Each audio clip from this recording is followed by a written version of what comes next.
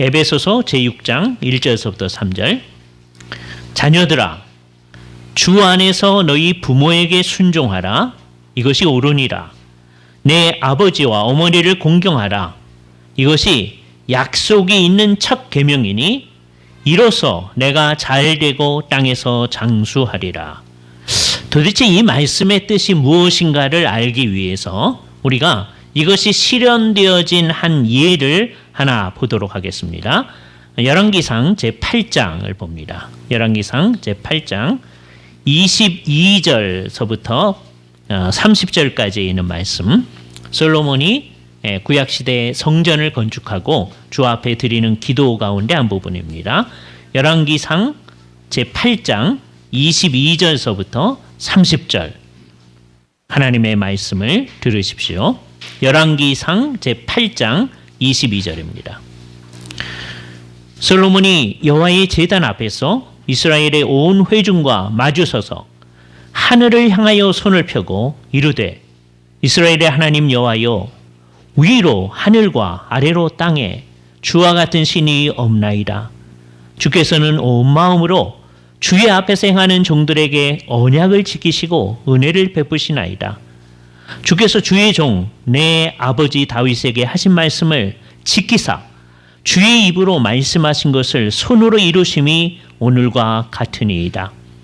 이스라엘의 하나님 여호와여, 주께서 주의 종 내 아버지 다윗에게 말씀하기를 내 자손이 자기 길을 삼가서 내가 내 앞에서 행한 것 같이 내 앞에서 행하기만 하면 내게서 나서 이스라엘 왕위에 앉을 사람이 내 앞에서 끊어지지 아니하리라 하셨사오니 이제 다윗을 위하여 그 하신 말씀을 지키시옵소서.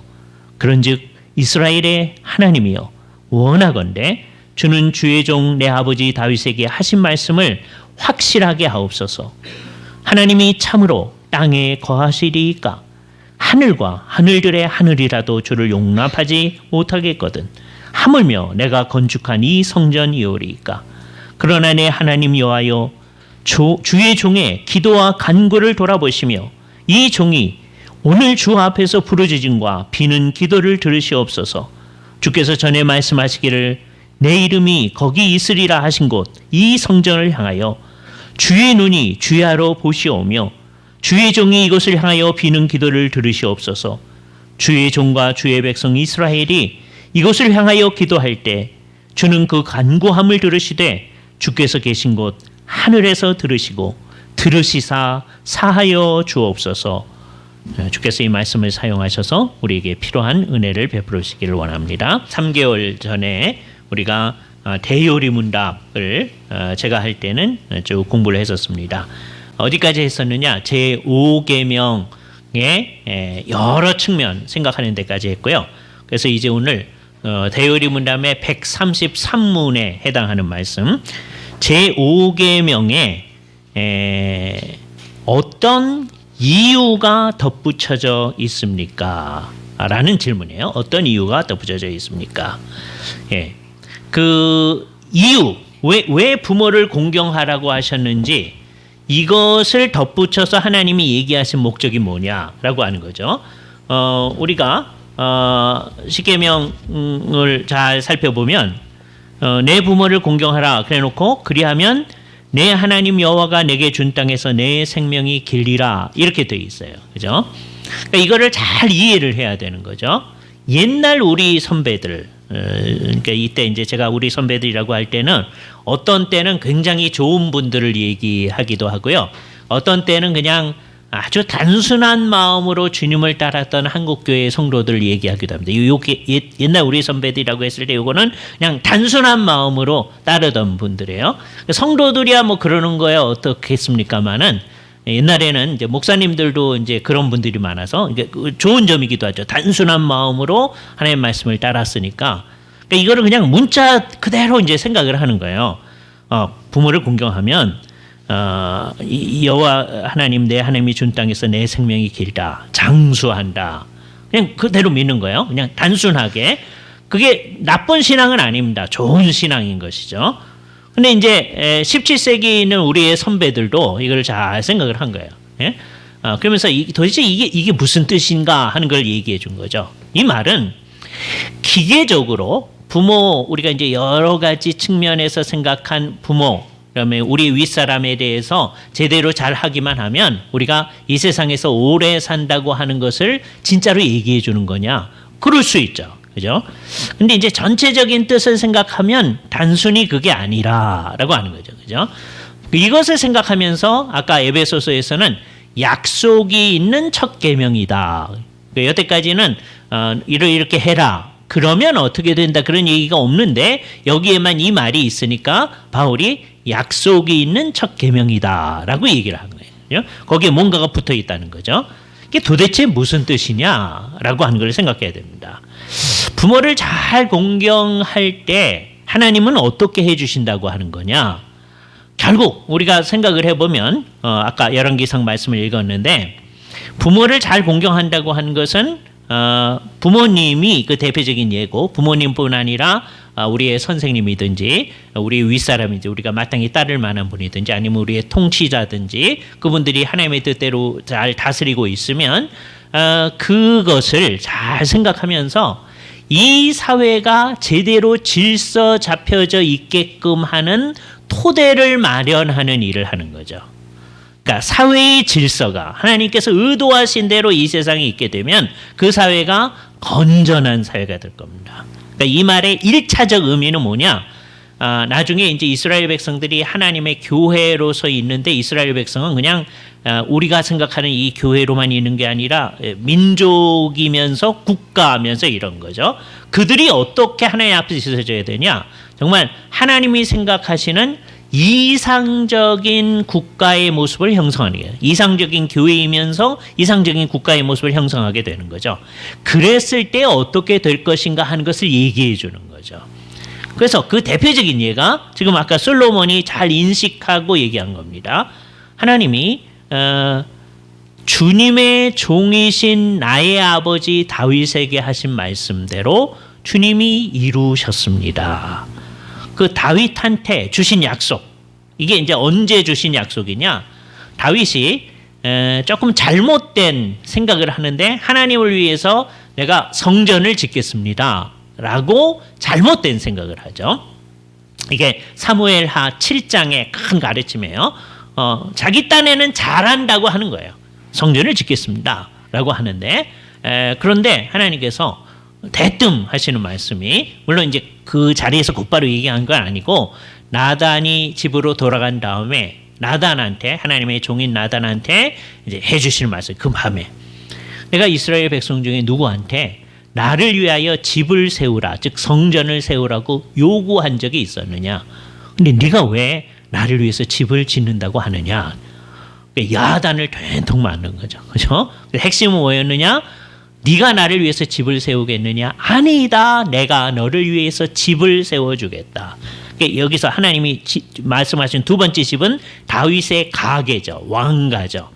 그래서 다윗 족속이 계속해서 이스라엘을 다스리게 되리라 라고 하는 건데, 그거는 다윗과 그의 후손들이 계속 다스린다 하는 것보다도 그게 왜 그렇게 하는 거예요? 결국 하나님의 나라를 나타내는 이 구약교회가 든든하게 이 땅 가운데 서 있게 되어지는데 그게 하나의 질서를 이루어서 있게 되리라 라고 하는 것을 보여주는 것이죠.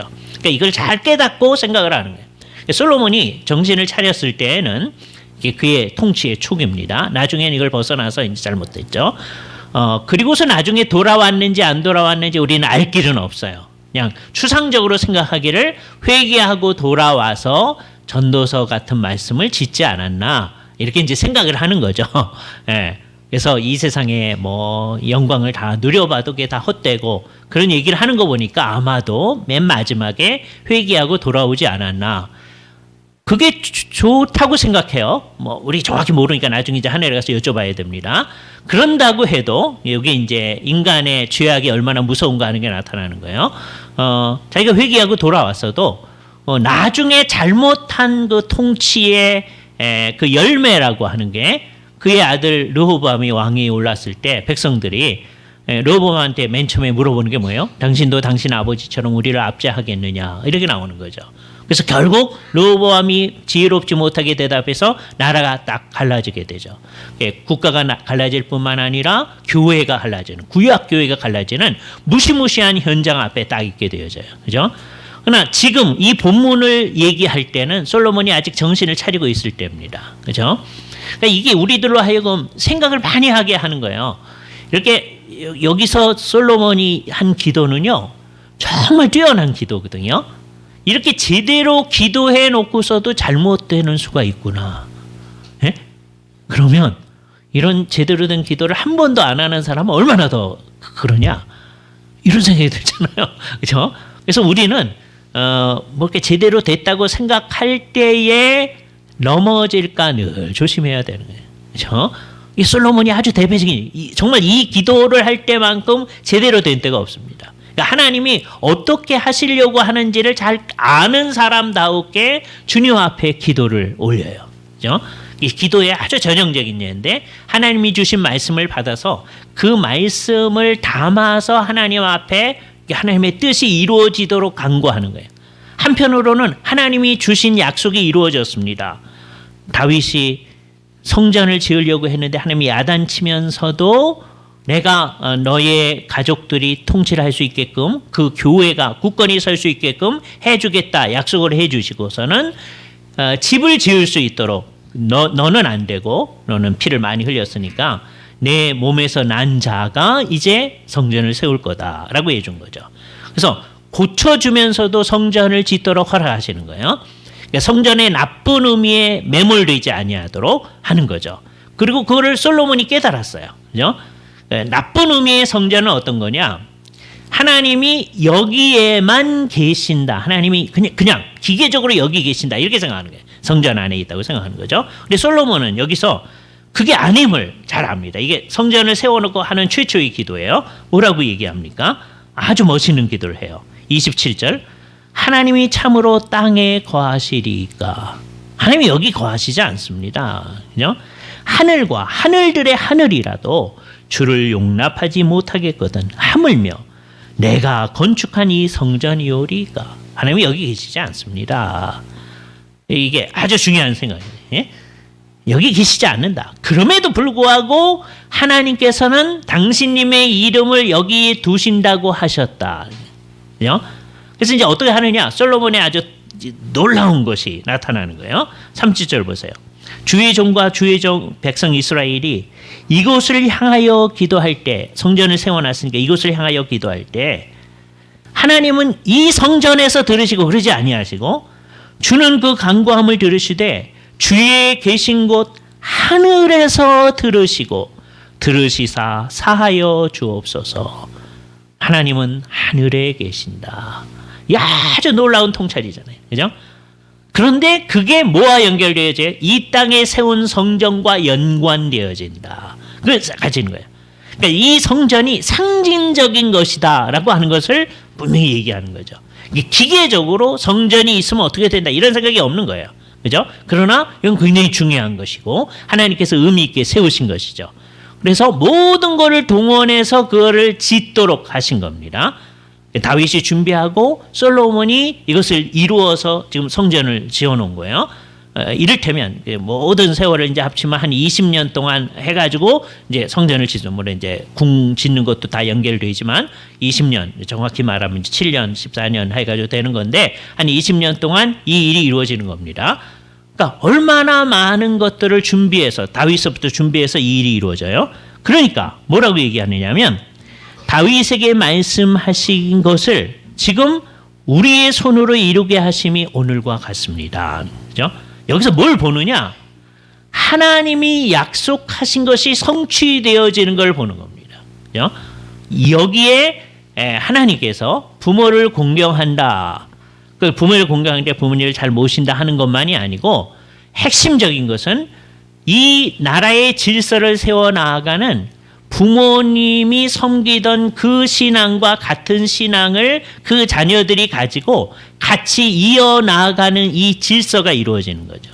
소위 계대적인 신앙입니다. 대를 이어가서 신앙생활을 해나가는 거죠. 이게 얼마나 중요합니까? 그죠? 그래서 이 사회의 질서가 제대로 되는 거예요. 구약 공동체 가운데서 사회 질서. 그러면 그런 사회에 사는 사람은 사회의 질서가 잡혀지지 않은 사람들보다 더 안정되게 오래 살아갈 수가 있는 거죠. 그러니까 이게 기계적이지 않다는 거예요. 그죠? 기계적이면 부모에게 잘하는 사람은 절대로 요절하면 안 됩니다. 나 이 세상 전체로 보고 성경에도 보면 부모님께 잘한 사람도 일찍 죽는 경우가 있어요. 아이고 하나님, 하나님이 주신 땅에서 오래 산다고 하더니 거짓말이시네요. 그럴 수 있는 게 아니란 말이에요. 그러니까 주님의 말을 알아들어야 돼요. 옛날 우리의 아까 맨 처음에 제가 설교를 시작할 때 옛날에 우리 순수한 그 목사님들 정말 그렇게 설교 많이 하셨어요. 부모님께 잘하면 오래 산다. 예?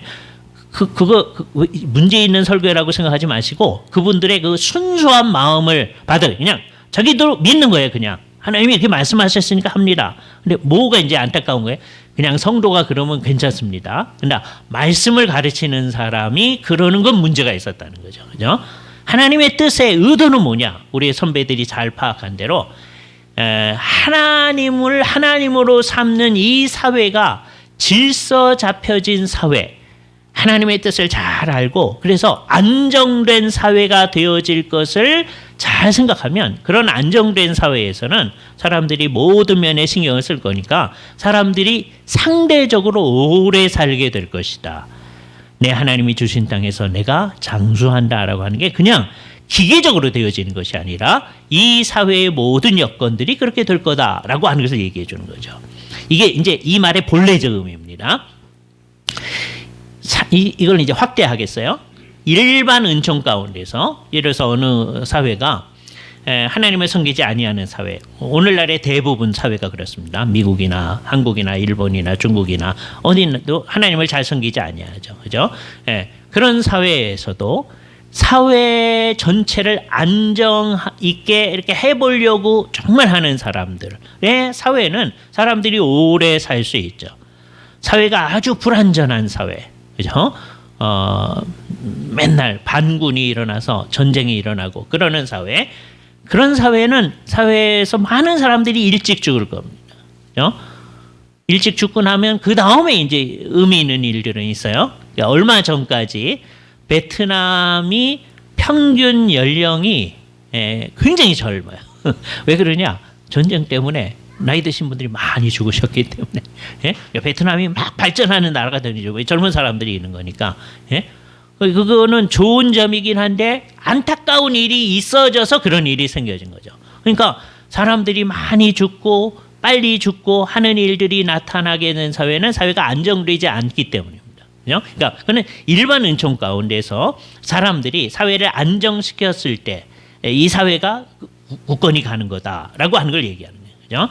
그래서 이제 여기서 우리가 잘 생각을 해야 돼요. 성경의 본래적 의도는 지금 교회인 옛날 이스라엘 나라, 이스라엘 나라는 동시에 교회인 거거든요. 거기에 대해서 얘기하는 건데 그것을 일반 은총적으로 확대할 때 불안전한 사회보다는 안전망을 확보한 사회가 좀 더 사람들이 오래 사는 결과가 나타나는 거죠. 이런 의도에서 얘기하는 거다라고 하는 걸 알아들어야 돼요. 그죠? 그래서 이제 여기서 우리는 뭘 생각해야 되느냐? 내 부모를 공경하라라고 하는 것이 하나님께서 권위를 주어 가지고 권위를 잇도록 하신 그것들은 결국 이 사회를 잘 안정시키기 위한 장치이다라고 얘기를 하는 거죠. 이거를 우선 각 가정으로 적용을 해봅시다. 그게 제일 쉬우니까. 자녀들이 부모님을 존중하고 부모님이 가르치는 하나님을 섬기는 그 뜻대로 잘 나아갔을 때 그 사회의 그 가정이 안정된 사회일 거 아니에요? 그럼 그 사람들이 이 사회에 나가서도 그런 뜻대로 주님의 뜻을 이루어 나가지 않겠어요? 주님이 의도하신 것이죠. 옛날 이스라엘 백성들의 가정도 그런 가정이 되기를 원하시는 거고, 다음에 예수를 믿는 우리들의 가정도 그런 가정이 되도록 하는 거예요. 그죠?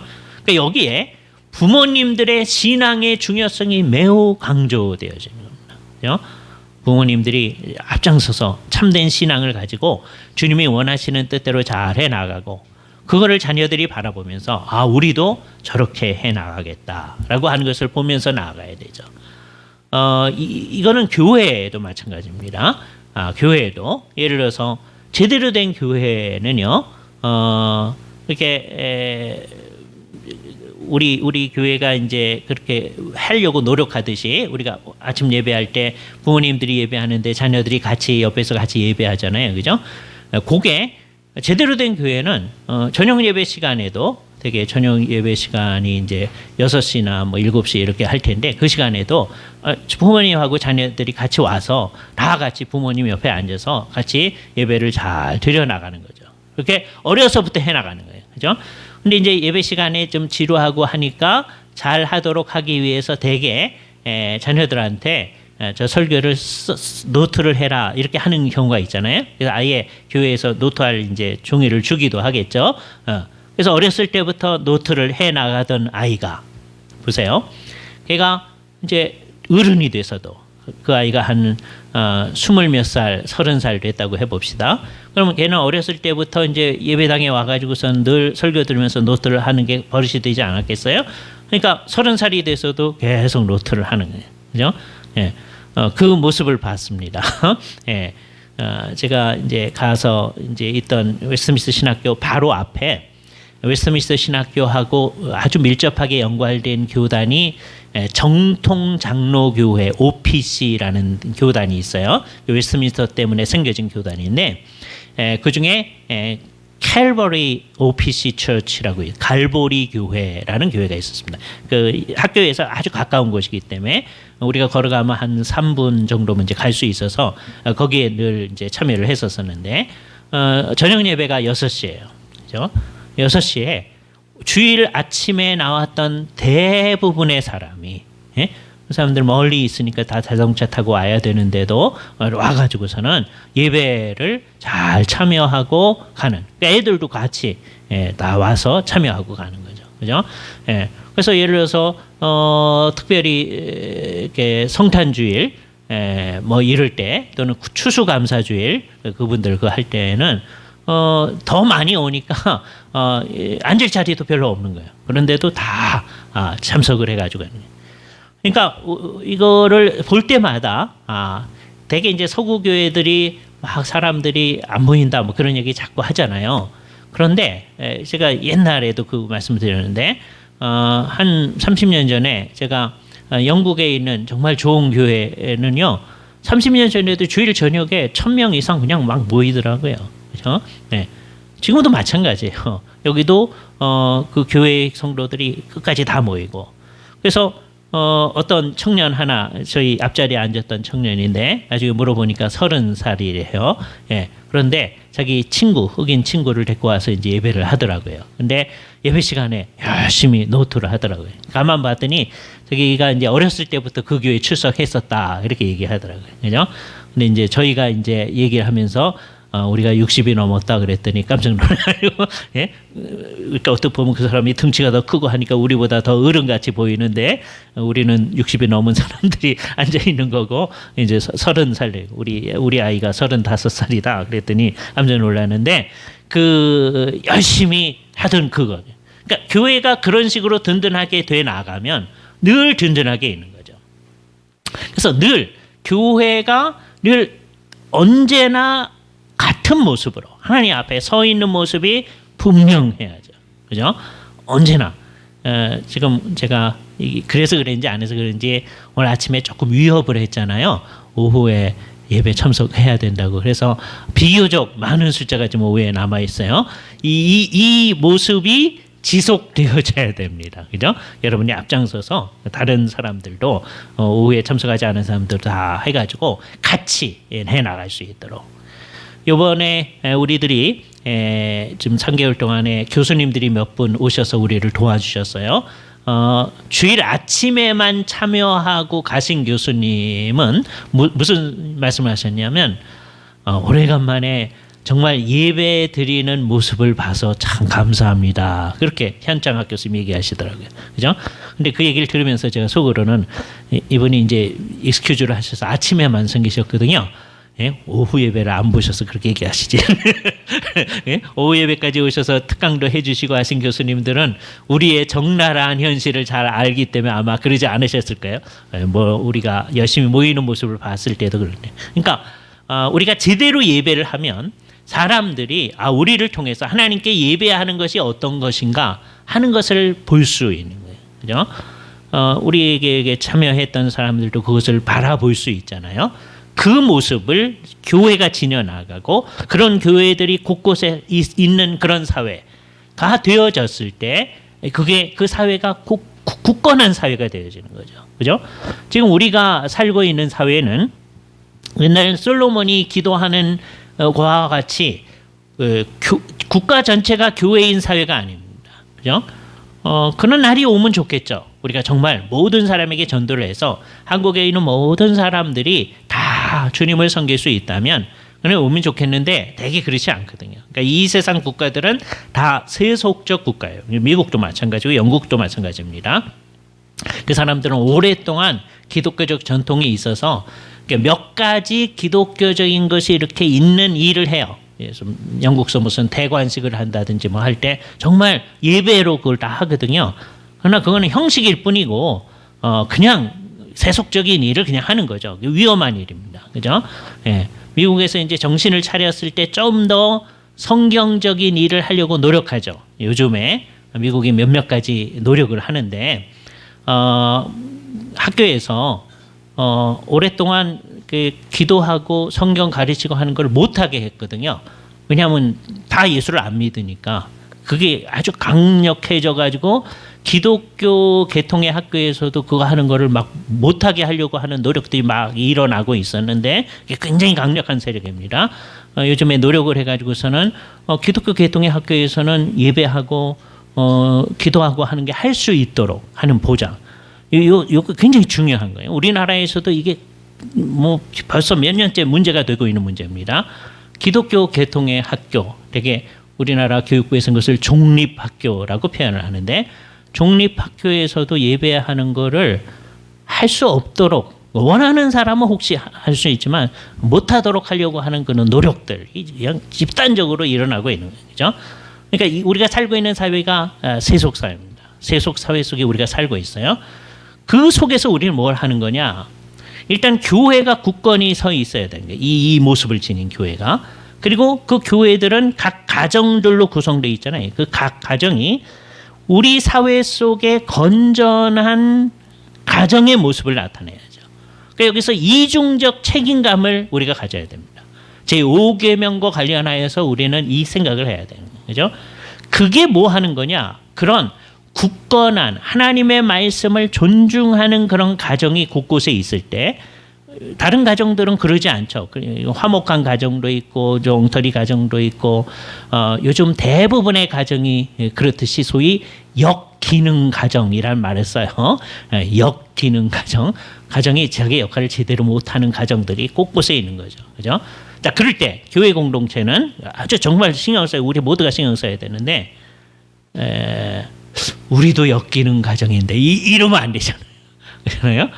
그러나 솔직하게 하나님 앞에서 그런 모습도 있습니다. 인정을 하고 우리가 오늘 아침에 기도한 것처럼 우리의 죄를 용서해 달라고 기도하면서 정말 주님이 원하는 그 가정의 모습을 잘 세워 나가는 게 우리 교회가 주님 앞에 서 나아가는 일이고 비록 전체적으로는 세속적인 국가이지만 이 사회가 제대로 될 수 있는 방식이다. 그죠? 우리는 이 사회를 제대로 되게 하기 위해서 존재하는 건 아니에요. 그러나 우리가 제대로 성경을 따라서 우리의 가정이 제대로 서 나아가게 되면 간접적으로 이 사회 전체가 제대로 나아가는 일에 기여를 하게 되는 거죠. 그러면 우리 사회가 좀 더 안정된 사회가 되어질 겁니다. 지금은 사람들이 노력해서 이 사회를 무너뜨리는 일을 합니다. 이게 아주 무시무시한 거예요. 그렇죠? 그래서 지금 가정 개념이 다 달라지는 거예요.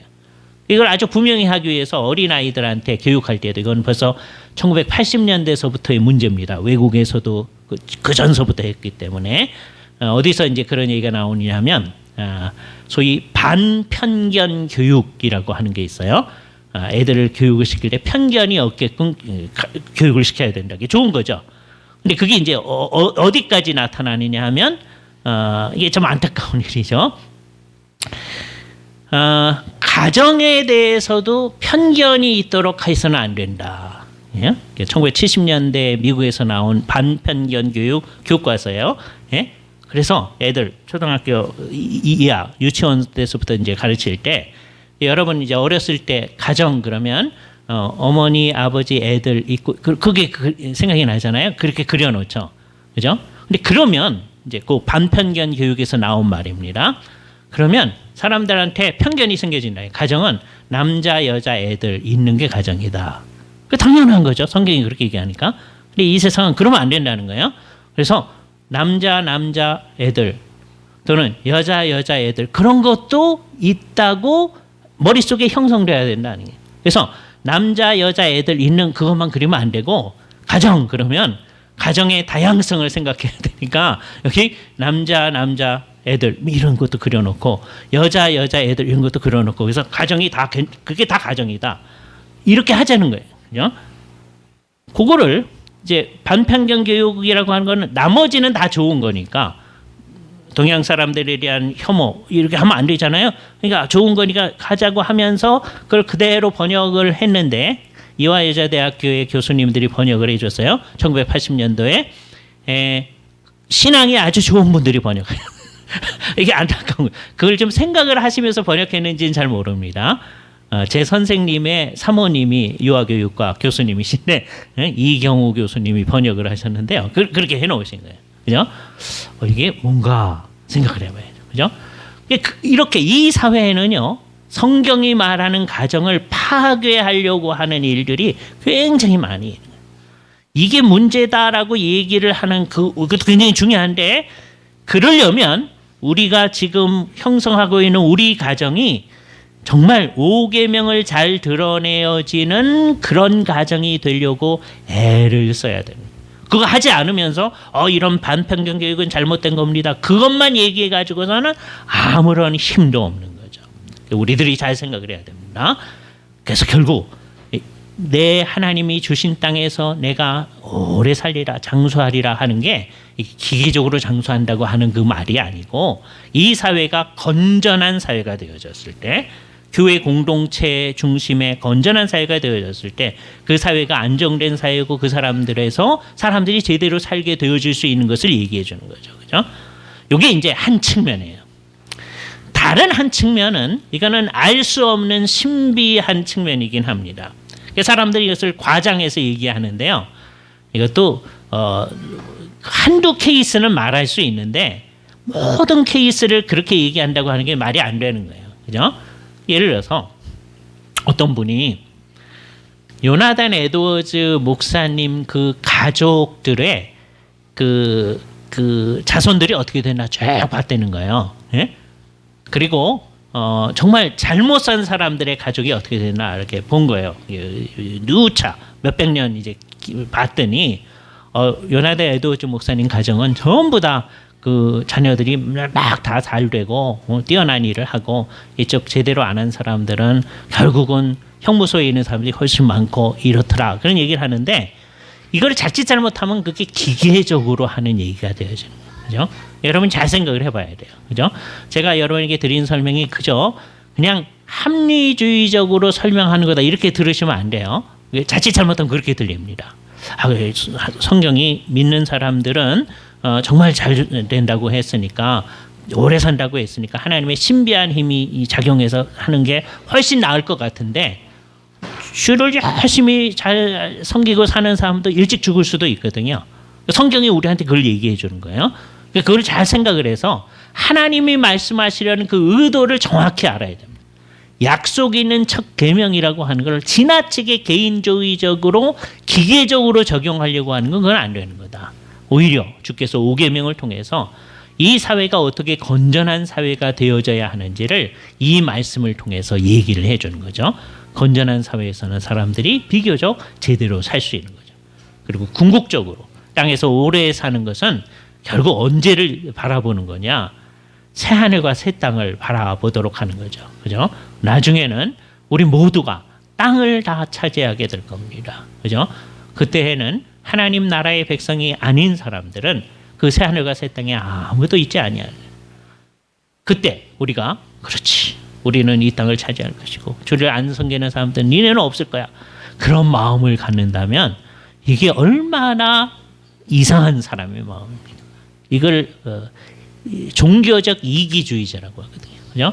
나중엔 그렇게 될 거예요. 그러나 우리로서는 그걸 알기 때문에 될 수 있는 대로 많은 사람들이 주님 앞에 이 땅에서 무릎을 꿇고 이런 주님의 가르침을 계속 받아 나아갈 수 있도록 하는 일에 힘을 써야 할 것입니다.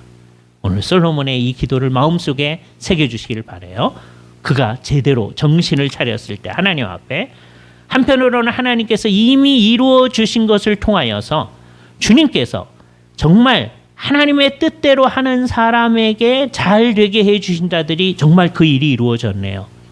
그것을 확신을 가지면서 하나님 앞에 간구하는 겁니다. 뭐라고 간구해요?